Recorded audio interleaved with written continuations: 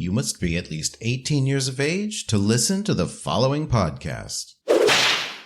This episode of Sexual Heroes is sponsored by Gear, Leather, and Fetish. Visit them online at gearleather.com or visit the store on your next visit to Palm Springs, California.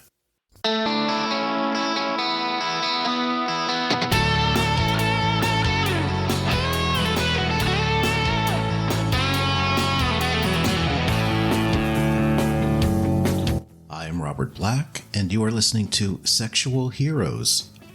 JR has been a member of LA's kink fetish community since the mid-1990s. He especially loves impact play in all its forms, including flogging, spanking, and punching, and has presented on these topics at events for Avatar and Claw. JR currently serves as president of Avatar Club Los Angeles. Their mission is to provide opportunities for men to explore alternative expressions of sexuality in a safe environment. He is also an associate member of the Chicago Hellfire Club and an affiliate of Los Angeles' Devil a Mask Society. Avatar presents monthly in-person programs and weekend hands-on classes on a variety of BDSM topics. While listening to our conversation in this episode, keep in mind that in addition to flogging, key points can be applied to many types of impact play, such as spanking, punching, and whipping. Hi, JR. Thank you for being on Sexual Heroes today. Thank you. I'm loving it. So we met just a couple of weeks ago, and it was an eventful meeting, at least on my end, and I'll get to hear about your thoughts. Many times in the past, when I've talked about BDSM in the podcast, I kind of downplay the pain play, impact play, because a lot of people are interested in BDSM, but that part scares them, and they think that they have to engage in that in order to engage in kinky play or BDSM play. So I stress that it doesn't have to be that. Well, today I'm going to turn it around, and that's what we're going to focus on is pain play, impact play, which is something that we engaged in a couple of weeks back at the Claw event in Los Angeles. We had not met before that, right? Right. You didn't know anything about me? I still don't know how you found me. Okay. So today we're going to go through our connection, the scene from beginning to end, because I think that newbies and maybe even some experienced players might learn something or find it interesting, because it was a very successful scene that we had. So let's start from the beginning and talk it through. I was at Claw Saturday night and I needed a flogging. It had been a long time since I had had a flogging, and it's something I used to do a lot of when I was really more heavy into the scene and more active. So I went to the dungeon, and a friend of mine was there, and he pointed you out, and he said, I think this is the guy to ask. And so I did that. That was all I knew. Walked up to you, and I realized that you were with Avatar. I think seeing that was kind of like the first little establishment of trust.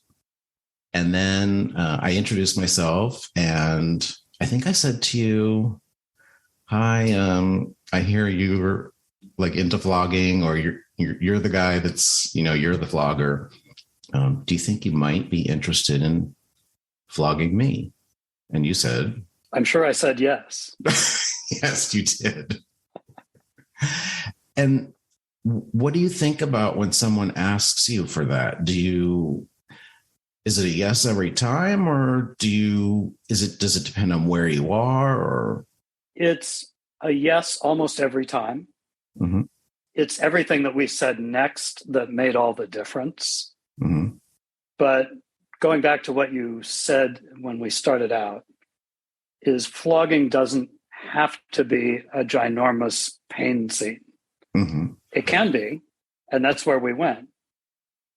But I can be a yes to start with almost anyone, and then it's the next 60 seconds of conversation that determines kind of what level that's going to go to. Right. Great explanation. And you said the next 60 seconds. And I think it's amazing how much ground we covered in the seconds before we played. So after we agreed, okay, we're going to have this, we're going to do this, you asked me some questions. You kind of... Yeah. So the questions I asked, and I ask everyone these questions, and your responses were hugely informative. Like you said, we had never met. So the first thing I asked was, is this your first flogging? Because oftentimes when somebody says, it comes up to me, it may be, right? And you said no. So I said, well, second. You said no. So I said, is it about your millionth? And you said, that's closer. So, okay, good. So everything I'm doing here is just calibrating what the level might be, right? What level are we going to go to? And then you said you'd been a model for Zeus. And I knew then that, because I've been familiar with Zeus, that you were not an amateur. And then this was the greatest thing you said. My nickname used to be Rage. Right. That immediately helped me zero in on, he really wants this. Yeah. And then there were a few more questions that I asked that helped me read during the scene. What do you look like when it's going well? And you showed me a clenched fist. And what do you look like when it's going badly? And you showed me hands wide open. Mm-hmm. Now, for me, it's actually exactly the opposite if I'm getting flogged. I'll make a fist if it's really bad, and my hands are very relaxed if it's good. It doesn't matter what it is, but you ask so that as the top in the scene, you know what you're looking at. And then I asked you about noise. Do you make noise? Are you quiet and stoic? And you said, oh, no, I make a lot of noise, and that's good. And that's helpful to know, too. Some people are yelling and it's bad. Right. And they're stoic when it's good. It can be whatever it is, but it's important to have that part of the conversation to establish between you what bad looks like and what good looks like. And you even asked me to describe what those sounds might be like. Mm-hmm. And I think I told you it was kind of animal-like. Yes. I want to go back to what you said about me telling you my nickname was Rage. And that meant something to you. It gave you information. Yes. And I did a talk for Fetishman in San Diego a few months back about the impact of play names. And here's a perfect example of the impact of a play name. You know, if you choose wisely, it tells people something about you, something that you want to communicate. So I think it's, having a play name is great. So I told you about what I sound like. And I also told you something about my happy dance. Mm-hmm. So when I'm getting flogged, I tend to rock either side to side or even back and forth. And that's like a really good sign. I'm in a really good place. I think I was doing that through the whole flogging. You were. And again, it is so great that I knew that going in, because you were moving the furniture around. You were moving the cross. So knowing that your nickname was Rage and you get animalistic, like I could tell, okay, this means it's going well. Keep going, right? I can escalate from here. And you did. Mm-hmm. Here's some other things that sort of led to trust on my end. Then I saw you were the president of Avatar. I was like, oh, okay, I'm in good hands. And plus, I think Avatar weren't they like in charge of monitoring the dungeon? Yes, we were hosting and dungeon monitoring. Yeah. So, if you're playing for the first time and you're in a dungeon setting and it's being monitored, that's a great place to experiment because you have a safety net there. But, and then you pulled out restraints that I love for my hands. And when you did that, when you were putting them on, I knew that I had this big grin on my face because I guess it brought back memories. And I remembered how necessary they are when I'm being flogged. Mm-hmm, mm-hmm. And how having those to secure me, really, it gives me the ability to really let loose and feel like I'm not going to hurt myself or, I can really go crazy. The padded multi-strap restraints are absolutely the best if you're going to do that, because they support the whole hand and the whole wrist. If you just have a leather cuff around the wrist, you can still put bad pressure on the joint. So Right. I love those padded restraints. Cost a fortune, but they are really the best. They're worth every penny. They're great. So anyway, I saw those, you put those on. Yeah, that brought a smile to my face. Getting restrained again, it had been so long, just felt so great. And when you started out, I remember you warmed me up quite a bit. Would you say? I did, although I progressed faster with you than I normally would. Partly because of everything we've just said. Yeah. So I knew I had some idea where you wanted to go, and I could tell from watching you that it was going well. So I escalated that warm up. We probably did 5 to 7 minutes of warm up. Normally that would have been 10 to 15. That's interesting. I'm going to come back to that. We did skip a safe word discussion because I know a lot of people, they place so much importance on having a safe word. It never even occurred to me to have a safe word, and it didn't come up. Can you kind of talk about why between you and me that may not have been such an important thing, and when it might be important for other listeners? So by the time we were getting the restraints on you, I had a really clear idea of where you wanted to go.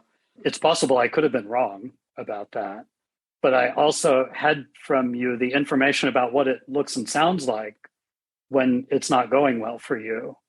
We had conditions to stop, like your hand movements or your sounds. You could have just said stop.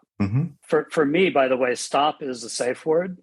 Unless it's a scene where, unless we've said it's not. And the dungeon also had the universal safe words of yellow and red. Yeah. So a safe word can be communicated in different ways. It doesn't necessarily mean you have to establish a word like avocado. Avocado. Yeah, exactly. Some people get into a nonverbal space and a word may not be the best option.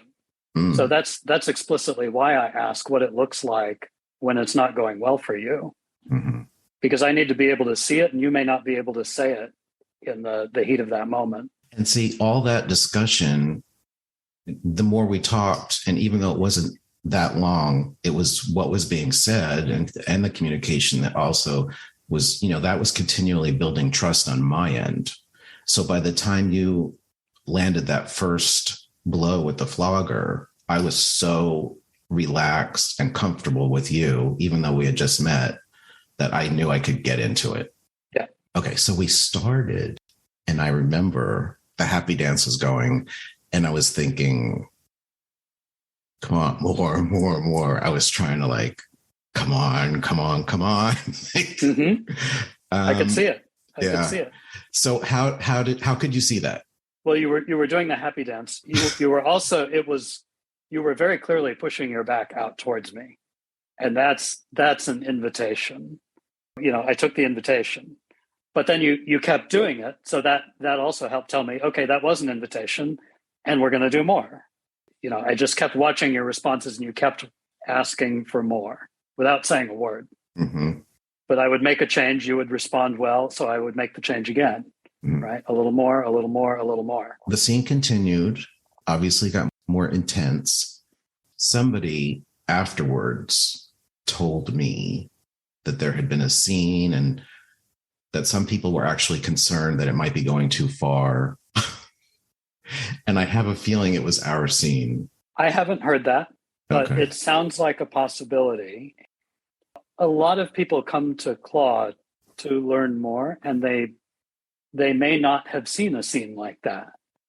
And for some people in the dungeon that night, it probably wasn't their first night in the dungeon because they were there for the weekend, but it may have been their first weekend in a big play space with a big range of experience among the people in it. And so they may just not have seen what that looks like. Yeah. We talked afterwards, and we both said we got what we needed. So when you say you got what you needed, what does the Dom, or you in this case, what do you get out of a scene like that? It's a little hard to describe. First off, I'm switchy, so I've been on the other side. I've been on your end of that scene also, and it looks very similar. I don't jump around as much, but I'm really noisy. As the Dom, I'm very conscious of how it is for you, and so to some extent, I'm living that a little bit, and to some degree, I'm enjoying giving you that.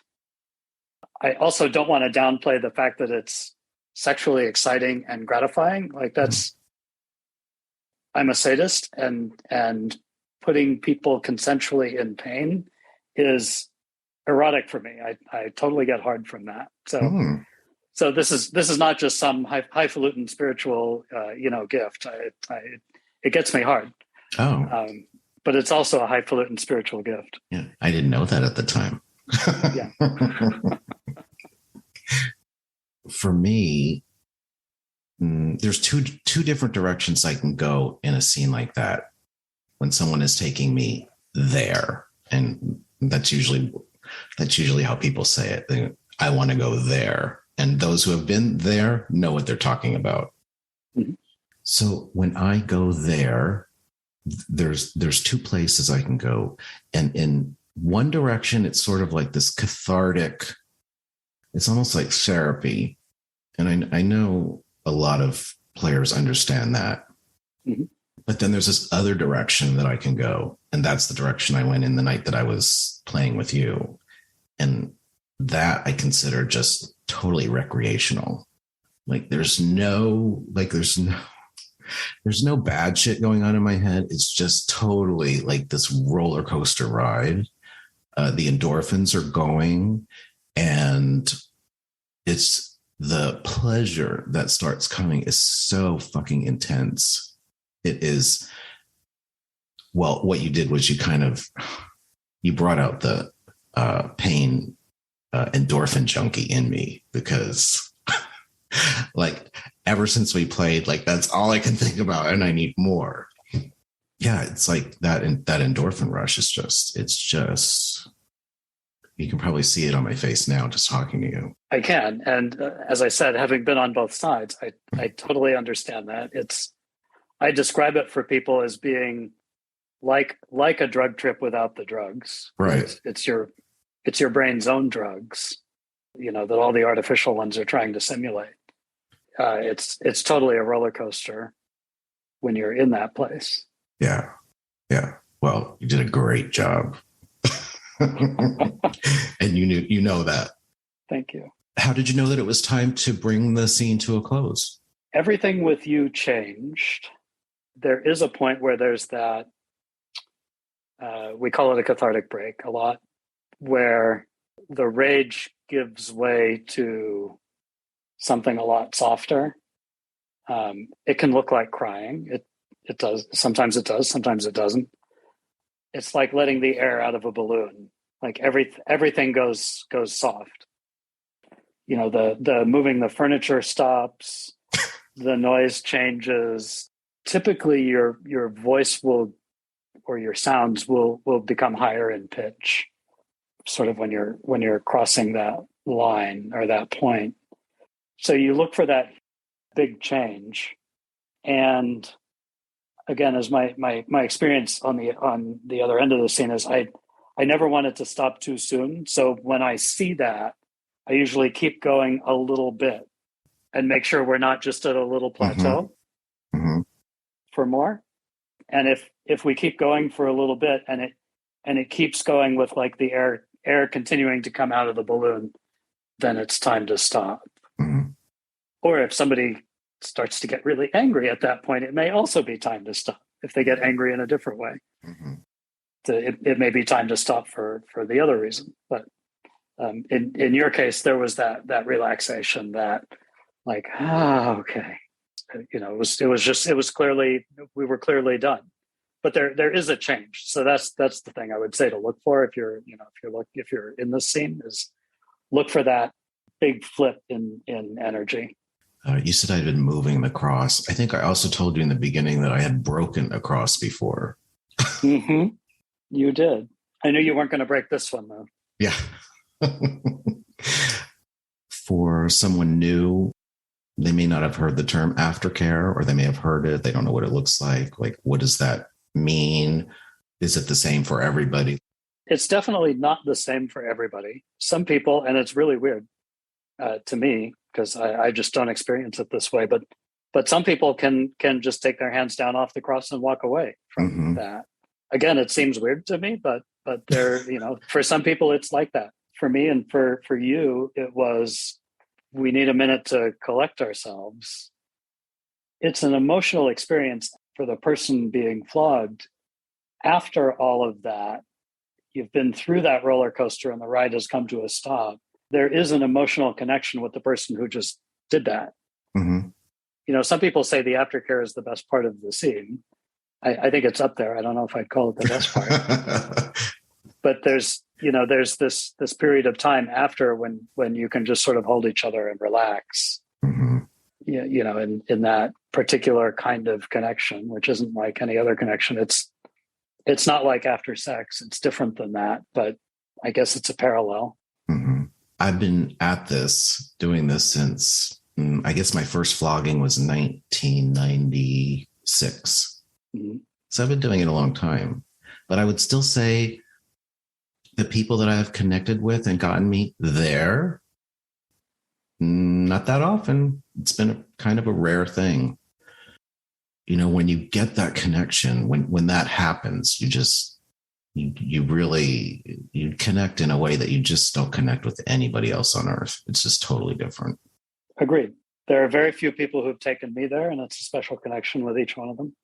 And so to describe it from my side, I felt you come up behind me at the end. And I think you kind of like held me right there at the cross for a while. And then I think you said, okay, I think we have to like free up this cross for some other people. We took it aside and, you held me for a while. How long did that flogging last from the first stroke to the last? How long did that last? What would you say? Between 20 to 25 minutes. Oh, okay. Yeah. It's interesting because your perspective when you're going through it, of course, is very different. Same for me. Yeah, it felt like, 10 or 15 minutes. Felt very fast. Well, yes, it was fast. I mean, it was a fast escalation. Yeah. In terms of the way we finished the aftercare, before aftercare, just a couple of things that might be helpful for people. I did come up behind you and hug you on the cross. That's not purely affectionate. That's somewhat practical, which is that people may have rubbery legs at that point. Yeah. And that's one reason to use arm restraints or hand wrist restraints, is so that people don't fall. And then the other thing I was doing is I was pressing you against the cross. And I had my hand around you with my hand grabbing the cross as I started to undo the restraints again, so that if you were going to fall, you wouldn't just fall, right? Right. I could let you slide down. So I certainly enjoyed grabbing you against the cross, but I was also just making sure you didn't fall and hit your head. Yeah. So it's a safety thing, but it feels good. Yeah. And the other little trick, by the way, is to put your knee between the guy's legs on the cross. So again, if they begin to go down, they will slide down your leg rather than just drop to the floor.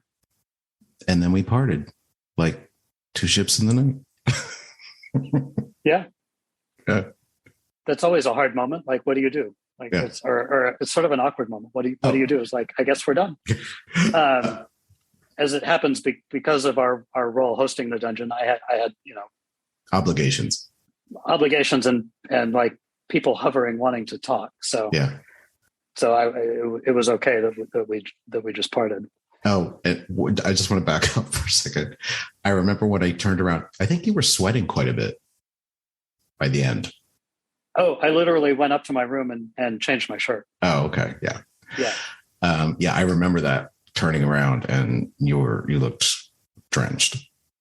You took as much energy as I could give, and that is literal physical energy. Like I pulled out my heaviest flogger, and there are heavier floggers. It's not the heaviest in the world.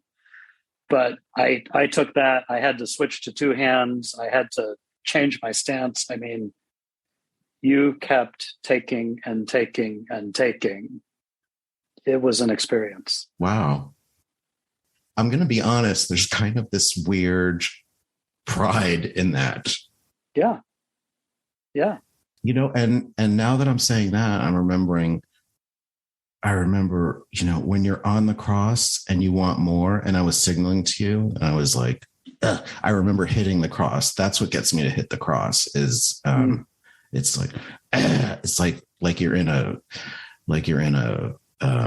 wrestling ring. I don't know. You just, oh God, can't even explain it. Well, I also punched you. I also punched your back. Oh yeah. There's a couple things about that. One is just variety and sensation can help, can help move that energy along. But also that thing where like I just said, you kept taking. I needed to find ways to put more energy into you. And sometimes I'll use my body and my body weight to do that. So I would literally take both of my hands and ram into your back below and between your shoulder blades, not on the spine, not on your shoulder blades, right? Big, meaty lat muscles. Mm-hmm. Those are the places you can punch. That was awesome. I enjoyed it. Yeah. Okay. I think we've gone from the beginning through the end here and covered a lot of things. Do you think there's anything left unsaid that someone who might be interested in having a scene like that, but has been kind of afraid and not sure what to think or do, or how to approach it? Anything else you'd want to share? Yeah. And somehow you and I established this, at least in my mind. I hope I wasn't wrong. But do this with, if we're speaking to a top, a dom, and you want to go to this place, do this with someone you can make a mistake with, right? Where it's not all going to be, you're not going to ruin your friendship or hurt a stranger. I had some confidence for whatever reason that I could make a small mistake with you and it wouldn't ruin it. Because if you're gonna play at this level of intensity, at some point you're gonna throw the flogger wrong and it's gonna land wrong. You want to have that level of trust where you can make a mistake. And so if it's your first time doing this, don't go up to a rando in the dungeon and do this. This wasn't my first time doing it, so I didn't mind doing it with someone I didn't know. But I also felt in our initial conversation that like you weren't going to freak out and run away screaming if I did make a mistake. Yeah. If I'm speaking to a bottom or someone who's going to receive a scene like this, do it with someone. You ask someone you trust, either to have them be the person doing it or someone that they would trust to do it, which is what you did. You asked your friend, or your friend told you, hey, talk to JR over there. Mm-hmm. But again, if you see someone in a dungeon doing the thing that you want, it's okay to ask them. I guess I don't want to advise you not to, but ask enough questions if it's not someone you know, to be comfortable that you can trust them. Well, and I think if you are a submissive, or not necessarily submissive, but someone who wants to be a bottom in this kind of scene, listening to this conversation we've had today, you ought to get a sense of what kind of questions the dom ought to be asking you. And if someone isn't asking you for any information before they're about to hurt you, that's kind of a red flag, right? Yes. Some people are very good at reading people in a scene. To be specific, some tops are very good at reading where a bottom is in a scene.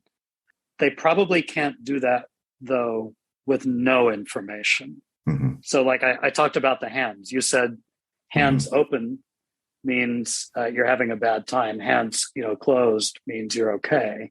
And for me, like I said, it's the opposite. So it would be important for the dom in a scene to know that, because it's two opposite things and it doesn't matter which it is, but you need to know which it is. Right. And so you want someone as a bottom, you want somebody to be asking those questions. Did my hands ever fly open? No, I was looking, No. Your fingers didn't even twitch. I was literally watching your fingers for most of the time, among other things, to see like, is this okay? All right. Well, JR, I look forward to the next time. Oh my God, so do I. And hopefully you won't have obligations and paparazzi and all kinds of stuff to attend to afterwards. I agree. All right. Thank you, JR, for being on Sexual Heroes today. You were my sexual hero. You are my sexual hero. Thank you, Robert. I love that. For information with links about a guest on Sexual Heroes, visit the show notes. And please be sure to follow me on Twitter @RobertBlackXXX. Thanks for listening.